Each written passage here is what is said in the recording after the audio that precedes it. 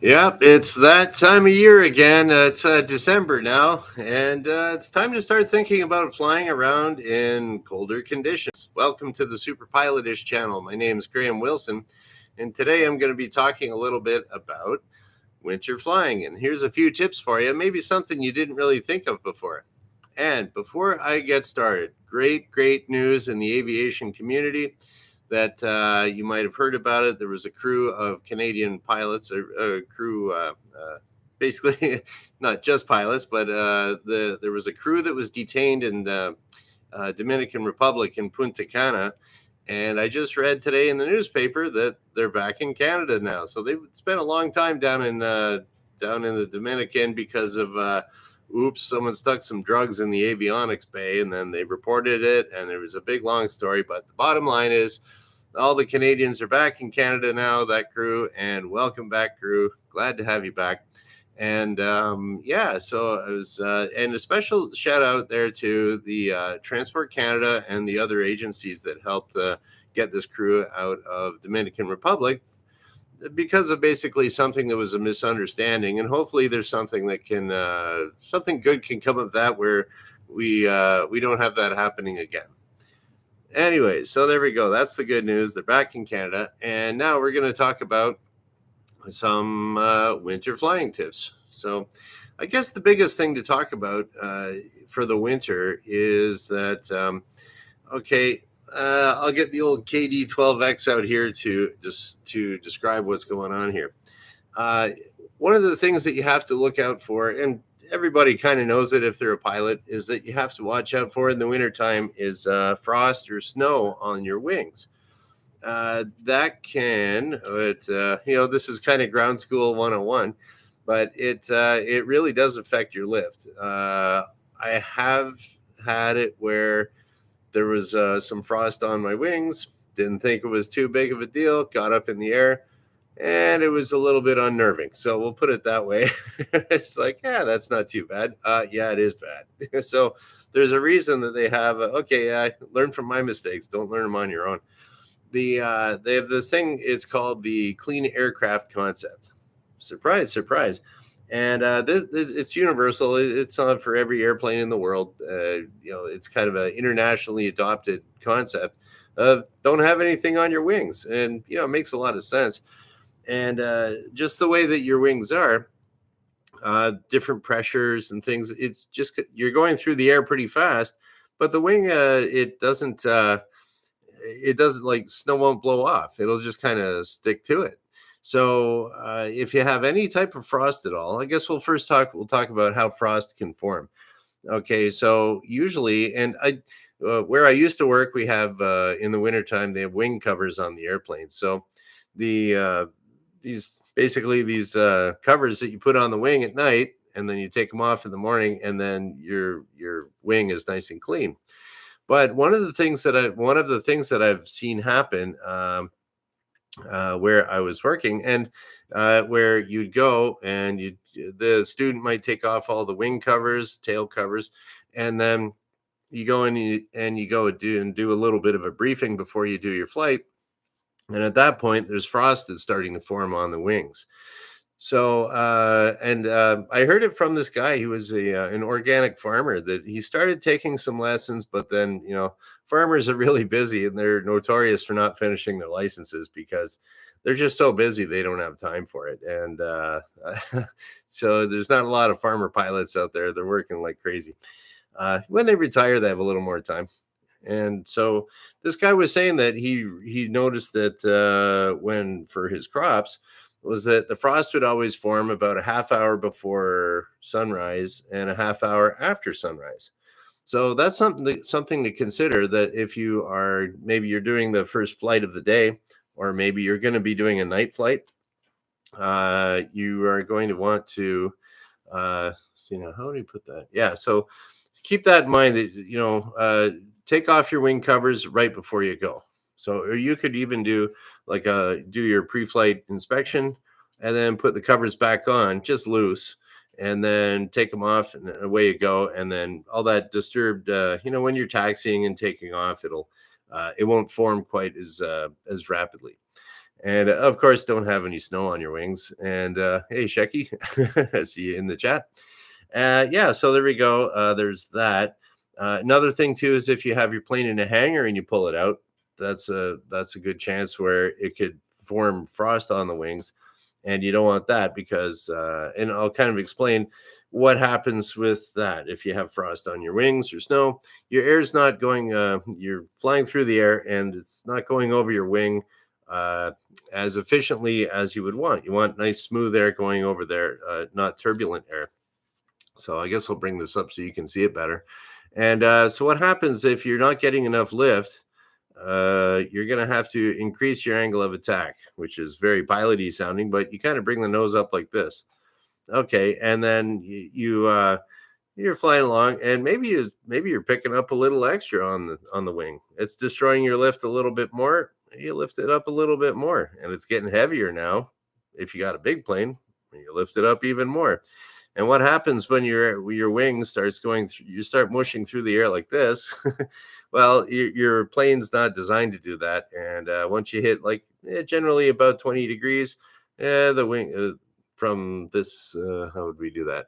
So 20 degrees up here, yeah, then the wing stops flying and not cool. So the way that we get around that, and if you're a passenger on a plane, you've probably noticed, hey, Jordan, yeah, you probably noticed in the wintertime that they'll go out there and you can see these guys in this big cherry picker and they're spraying the plane down.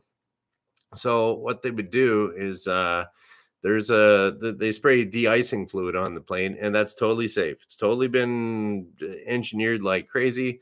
There's different types of de-icing fluid. If you ever study for your ATPL exams, you got to know which ones are which and for what speeds. There's some fluids that once the plane starts going about 100 knots, it'll just come right off the wing, and then you're good. The existing de-icing or anti-icing on the plane can work from there. And yeah, so if you see your plane getting all sprayed down with like orange goo or green goo, that's actually a good thing. It looks kind of gross, but it's basically it's a type of glycol. So you can imagine it's sort of like a heated up antifreeze, like antifreeze in your car. And yeah, exactly, Shecky, yeah, antifreeze, and like it's a type of glycol. So don't drink it too. Don't feed it to your cats. Apparently, it tastes sweet. I've never tasted it, but anyways, that's what you do to counteract the icing. Oh, and then if you are writing a test for your critical surfaces, everyone thinks about the wing or the horizontal stabilizer, which this thing doesn't have the rudder. That's propellers. That would be considered a critical surface, but some airplanes they'll have the propeller on the top of the airplane. At that point, the top of the fuselage is considered a critical surface too. So that's the trick question that Transport Canada gets you on. So D, all of the above. So, anyways, there's that. Okay, now I'll put the KD-12X over there. And the other thing that I wanted to talk about was just kind of as a uh, Jordan's talking about maple syrup and pancakes, man. You distracted me. Man, I love pancakes. But yeah, so okay, toque, you got to have one for the winter up here in Canada. It gets cold. And I prefer, okay, I had this nice fur hat. The fur hat is absolutely the best headwear, I guess you would call for staying warm. It's worked for the animals for the bazillions of years, and that is the warmest you can get. Is that this one's like a rabbit fur, and I've had that for quite a long time. It's kind of shedding now, but it's okay. It still works, but I don't wear this when I go flying. So put that back over there. If you're working on the ground or something, great. Plowing your driveway or something, or you're snow blowing your driveway. Okay, so I just get like just your regular Joe Blow, crappy tire, cheapest toque you can get. That's the best that I've found. No pom pom on it, even though pom poms do look pretty cool. And I knew this one instructor. He had a toque like this, and it had a big red pom pom on it, and it was from the Pop Shop. Remember that? So you get your, your black cherry and lemon lime at the Pop Shop. And it was a cool hat. I offered him $20 for it, but he wouldn't sell it. So, anyways, yeah. So you got your toque, and I'll explain a little bit a little bit later why the toque is good for if you're flying. And you're gonna want to have wear your long johns. It's what we used to do. There was when I was at college, I might have said this before, but there was this one instructor that if he thought like there was a lot of guys from Toronto up at Sioux College when I went there, and they're used to wearing just regular dress shoes, no long johns, not even a toque, because they'll get their jelly hair all messed up. And so these guys would show up, and the instructor would say, okay, now right behind the hangar was this little lake. It's actually called Marianne Lake. And it would freeze over in the winter time. And he would say, okay, you think you're dressed up warm enough that if you go down in the bush, you'll be okay? Oh, yeah, I'll be fine. He says, okay, go walk around the lake and come back. So these guys would come back with no gloves, no nothing. Ears are red and almost falling off. They're like, and he's like, oh, so are you dressed warm enough? No. Okay, go home. Your flight's canceled. So they learned their lesson the hard way from that guy.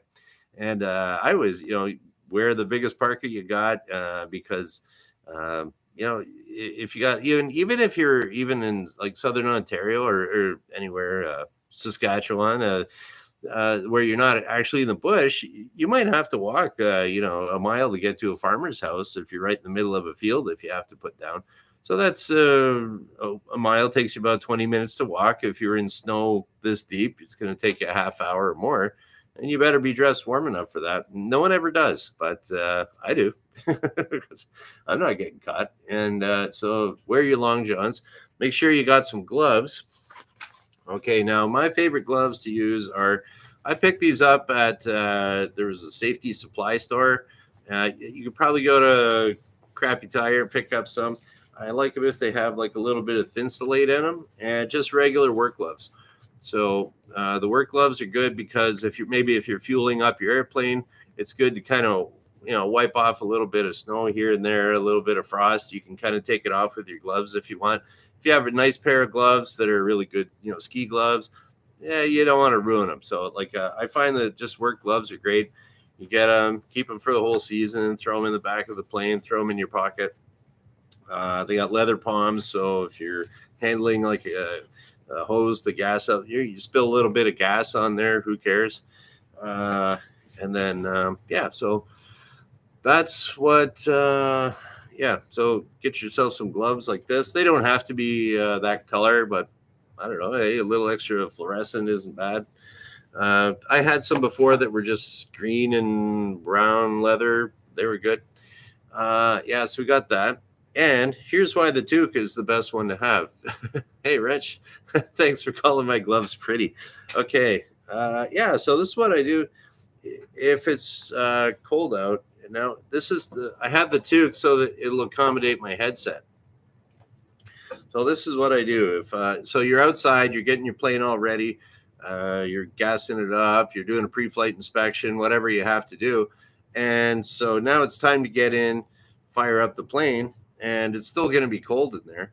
So if you're kind of thinning on the top of your head like me with your hair, okay, so this is what I do. I get my Crappy Tire Joe Blow, just super cheapo toque, and then you got to roll it up.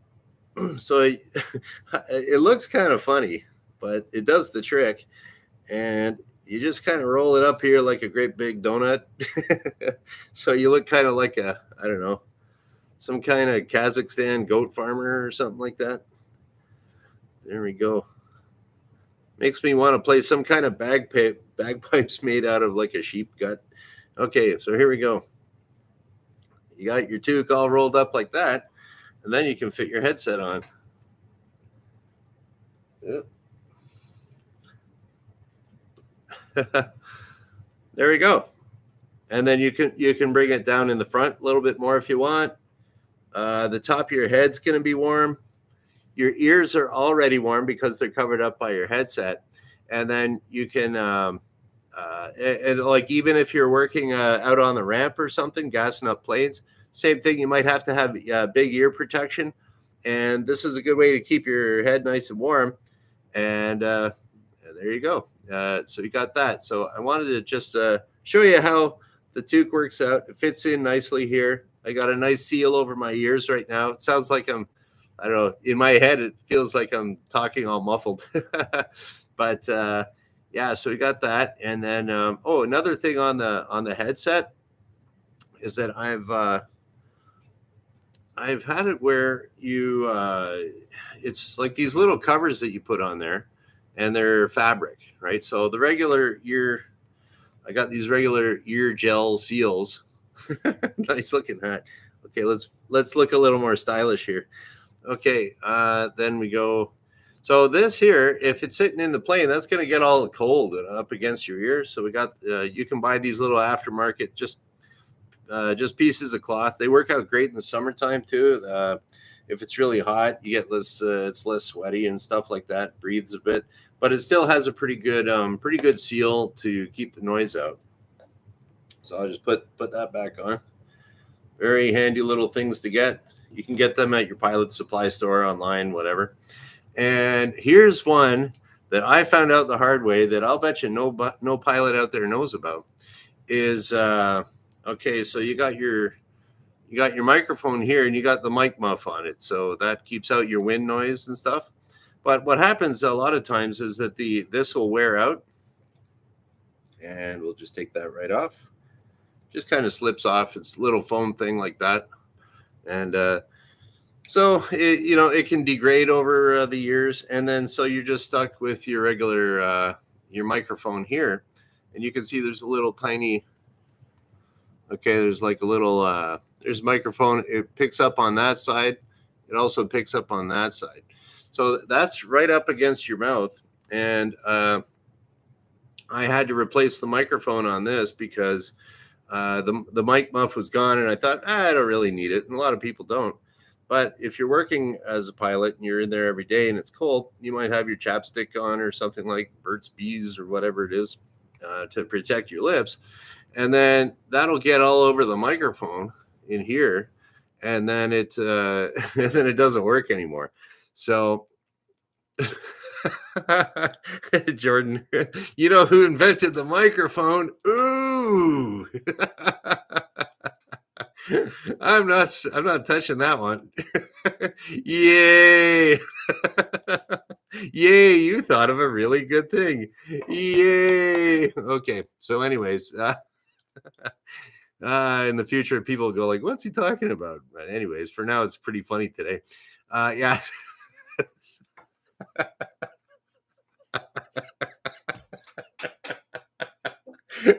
Okay, yeah.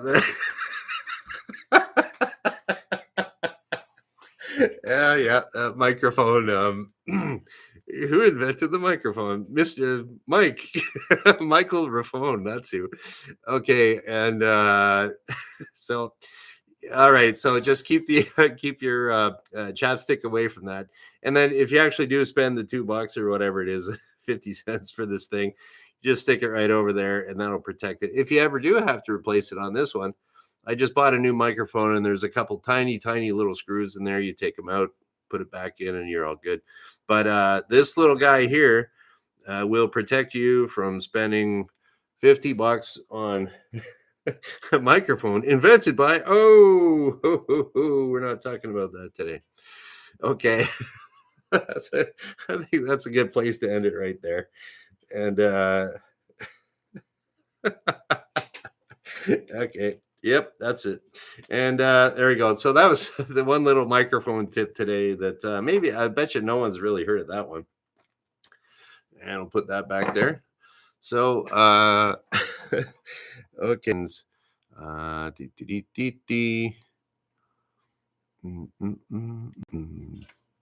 Oh yeah, that's right. Jordan is explaining that Crappy Tire is actually Canadian Tire, but it's funny because everyone loves Canadian Tire, but we just call it Crappy Tire, even though I love the store, but I'll still call it Crappy Tire because it's cool. And yeah. So, anyways, okay. Don't really have a whole lot of piloty questions or anything like that. So, without further ado, I'll just shut her down. And yeah, there we go. And what is today? Friday. Oh, pizza day. That's right. So I'm having pizza tonight. And yeah, I'll be back on Monday because I do this Monday, Wednesday, Friday at noon Eastern. And we'll shut her down. Okay. Thank you for watching. Bye.